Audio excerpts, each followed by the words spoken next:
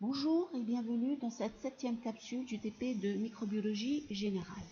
Capsule dans laquelle nous allons parler des observations microscopiques et plus exactement de l'observation microscopique à l'état frais. Alors, nous avons vu jusqu'à présent comment détecter des micro-organismes au travers de cultures, aussi bien sur milieu liquide que sur milieu solide. Mais il ne s'agit là que d'une détection indirecte, parce qu'en fait, on n'observe pas directement les cellules microbiennes, mais on observe leur croissance, qui se manifeste soit par un trouble dans un milieu liquide ou par des colonies sur milieu solide. Alors aujourd'hui, nous allons voir comment observer directement les micro-organismes. Et comme vous le savez, ces micro-organismes sont si petits qu'ils ne peuvent pas être vus à l'œil nu. Leur taille est de l'ordre du micromètre. Ils ne peuvent être observés qu'au microscope. Les plus petits micro-organismes que sont les virus, eux, ils ne sont observables qu'au microscope électronique. Par contre, les micro-organismes dont la taille est supérieure à 0,2 micromètres, eux, ils sont observables au microscope optique. Et les micro-organismes observables au microscope optique sont les bactéries, les mycètes, les protozoaires et les microalgues. Mais nous, dans ce TP, nous allons nous focaliser sur les bactéries seulement. Alors, il y a deux possibilités d'observer les bactéries au microscope. L'une consiste à faire une observation microscopique à l'état frais, l'autre consiste à faire une observation microscopique après coloration. Nous allons voir la différence entre ces deux types d'examens microscopiques et quel est l'intérêt d'utiliser l'une plutôt que l'autre en fonction de ce que l'on cherche à déceler. Intéressons-nous pour commencer à l'état frais. Alors, l'état frais en microbiologie consiste à mettre entre lame et lamelle une suspension de micro-organismes vivants. Ça, c'est très important à garder à l'esprit. Ils sont vivants, donc il faut doubler de vigilance pour éviter de vous contaminer et de contaminer le microscope. Et il y a deux manières de faire un état frais. La première façon est de le faire à partir d'une culture liquide. Là, c'est simple. Il suffit de prélever avec une pipette Pasteur, aseptiquement, comme on vous l'a déjà montré dans les capsules précédentes. On prélève un peu de la suspension bactérienne et on en dépose juste une goutte sur la lame. Cela suffit amplement pour que cela ne déborde pas. La deuxième façon est de faire un état frais à partir d'une culture bactérienne sur milieu solide. À ce moment-là, il faut déposer au préalable sur la lame une goutte d'eau distillée et à l'aide d'une neuse, on va prélever aseptiquement un peu d'une colonie et en déposer sur la goutte d'eau distillée en prenant soin de bien mélanger avec la boucle de Leuze pour bien dissocier les cellules bactériennes les unes des autres. Et au final, dans les deux situations, on se retrouve avec une goutte de suspension bactérienne sur laquelle on dépose une lamelle comme ceci. Pour éviter la formation de bulles d'air, la lamelle est déposée inclinée sur le bord de la goutte. Et dès que la suspension se répartit sur le côté de la lamelle, on lâche la lamelle, on la laisse retomber doucement sur la goutte et notre préparation entre lame et lamelle est prête à être observée au microscope. Alors, le microscope optique est un instrument précis et coûteux. Il comprend des parties mécaniques d'une très grande précision et des parties optiques tout aussi fragiles. Il est fragile, donc il doit être manipulé avec beaucoup de précautions. Il y a donc certaines règles à suivre. La première chose à faire est d'enlever la housse qui le protège de la poussière et de l'humidité. Housse que vous remettrez une fois que vous aurez fini de nettoyer votre microscope, fini vos observations, nettoyez vos microscopes et vous remettrez cette housse en fin de séance. Vous le déplacerez en le soulevant par la potence et le socle, et non en le tirant sur la paillasse, comme font certains étudiants, au risque de détériorer le microscope. Et vous le poserez avec beaucoup de précaution bien en face de vous. Ensuite, vous le branchez. Posez votre préparation sur la platine entre les valets. Les valets, ce sont ces crochets. Ensuite, vous centrez la lamelle au centre de l'orifice de la platine à l'aide des vis de réglage qu'il y a, de guidage du chariot qu'il y a sur le côté. Alors, l'observation de l'état frais des bactéries est assez ardue. Les étudiants rencontrent beaucoup de difficultés pour réaliser leur mise au point. Pourquoi? Parce que les bactéries sont très petites. Ça n'a rien à voir avec les cellules végétales et les cellules animales dont vous avez l'habitude d'observer au microscope. Et pour réussir votre observation, il y a 2 points importants sur lesquels il faudra veiller. Le premier point important, c'est l'éclairage. Réglez la lumière de votre microscope de manière à avoir une intensité de lumière moyenne. Vous réglerez la lumière avec ce rhéostat qui est sur le côté. Ensuite, également, veillez à fermer dans un premier temps le diaphragme à moitié pour augmenter le contraste. Quand on augmente le contraste, ça veut dire le fond de la lame sera un peu plus sombre et les cellules bactériennes vont apparaître plus claires et plus brillantes sur un fond sombre. Deuxième point important, c'est la mise au point. Alors, commencez toujours votre mise au point avec les plus faibles objectifs, x4 qui est un anneau rouge et x10 qui est un anneau jaune. Donc grossissement 40, grossissement 100.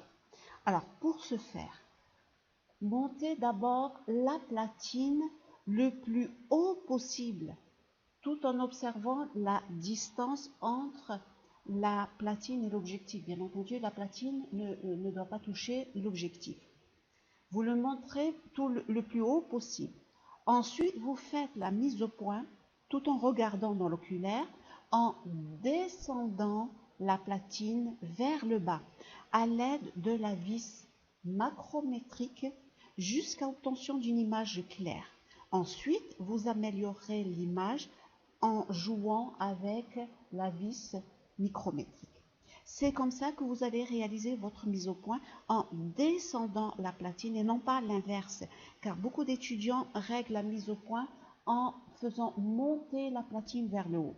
Car si vous faites ainsi, en montant la platine vers l'objectif, beaucoup d'étudiants n'arrivent pas à observer les bactéries, donc ils continuent à faire monter la platine jusqu'à ce que la lame ou la lamelle touche l'objectif au risque de casser la lame et la lamelle et surtout de rayer la lentille de l'objectif. Donc c'est comme ça qu'on détériore les objectifs. Et ce risque est encore plus grand quand vous allez passer à l'objectif x40, grossissement 400.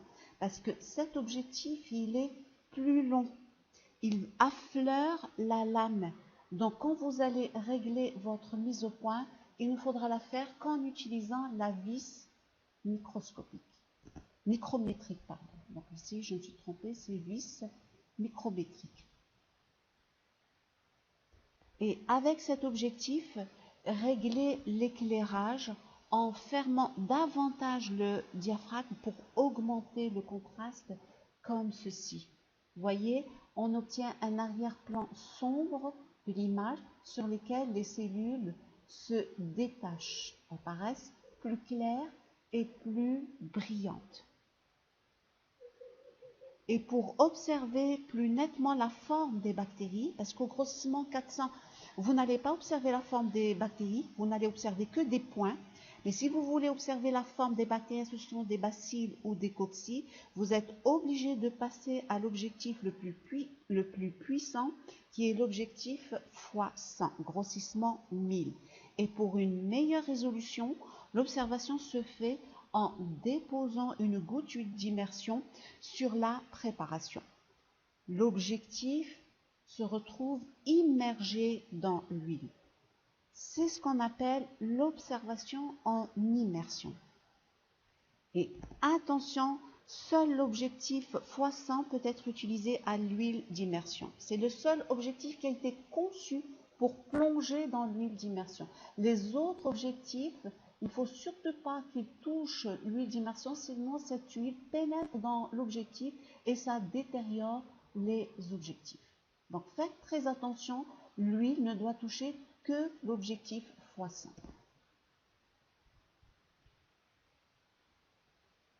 Et pour observer donc pourquoi est-il nécessaire pour cet objectif x100 spécialement de faire l'observation en immersion?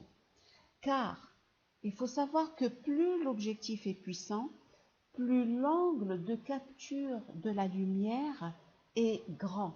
Là, ce sont des faibles objectifs, moyens, et ça, c'est l'objectif x1000. L'angle de capture est plus important. Et voilà ce qui se passe avec l'objectif x100 quand on ne met pas l'huile d'immersion.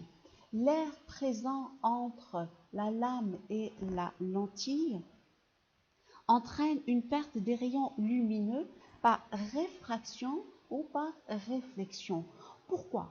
Parce que l'indice de réfraction de l'air n'est pas le même que celui du verre ou de la lentille.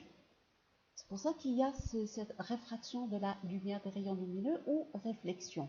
Et quand on met l'huile entre la lentille et la lame, l'indice de réfraction de l'huile est le même que celui du verre.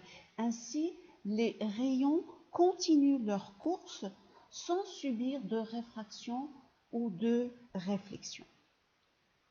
La luminosité est beaucoup plus importante en mettant de l'huile et l'image sera beaucoup plus nette et il y aura une forte résolution. Démonstration en vidéo de la mise au point au microscope.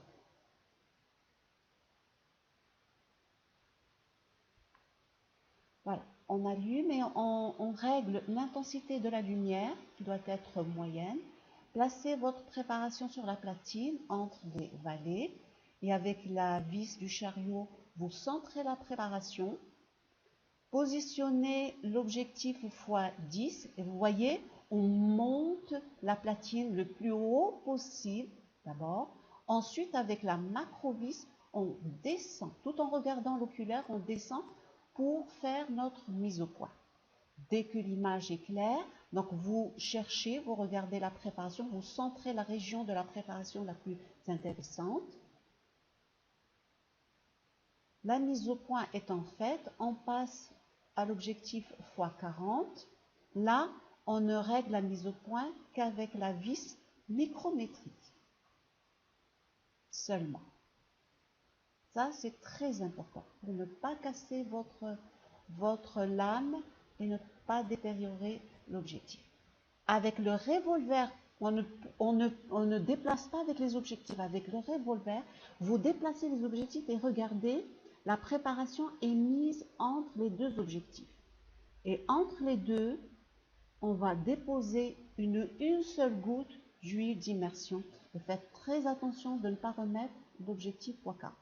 On place l'objectif x100 et voilà, l'objectif immerge dans l'huile d'immersion et vous réglez uniquement avec la micro-vis. Faites très attention. Avec le revolver, vous déplacez les objectifs et vous baissez la préparation une fois que vos observations sont faites. Voilà, et l'intérêt d'observer au grossissement 1000 à l'état frais nous permet de visualiser la forme des bactéries qui peuvent être soit des bacilles, soit des cocci. Et cette forme n'est observable qu'avec le grossissement 1000. Et on peut voir même le mode d'association de regroupement. Comme ici, ce sont des cocci associés en chaînette. L'autre intérêt de faire l'état frais, c'est-à-dire les micro-organismes vivants, il est intéressant car il nous permet de déceler la mobilité. Comme ici, il s'agit d'une observation de bactéries mobiles. C'est Escherichia coli. Et quand vous l'observez, elles se déplacent sur place. Quand elles se déplacent sur place, ça veut dire qu'elles ont des cils péritriches. Les bactéries qui ont des cils polaires, elles se déplacent en traversant le champ microscopique. Voilà, la capsule d'aujourd'hui est terminée et je vous remercie.